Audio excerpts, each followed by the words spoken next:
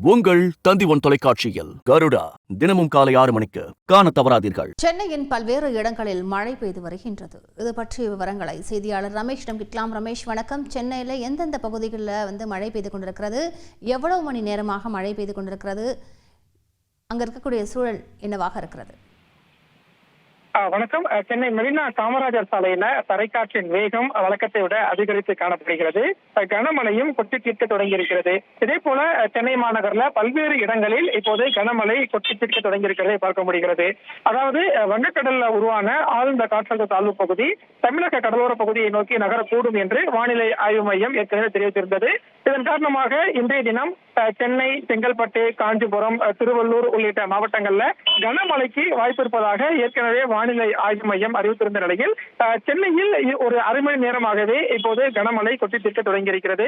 குறிப்பாக சென்னை மெரினா கடற்கரைக்கு அருகே இருக்கக்கூடிய காமராஜர் சாலையில் வழக்கத்தை விட காற்றின் வேகம் அதிகரித்து இருப்பதை பார்க்க முடிகிறது.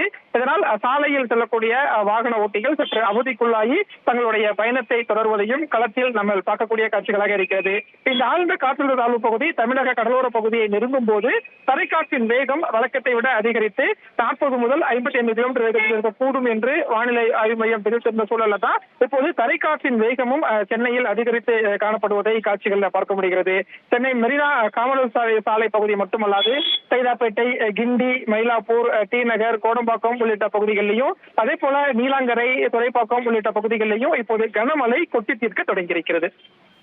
விரிவான தகவல்களுக்கு நன்றி ரமேஷ். உங்கள் தந்தி1 தொலைக்காட்சியில் கருடா தினமும் காலை 6 மணிக்கு காண தவறாதீர்கள்.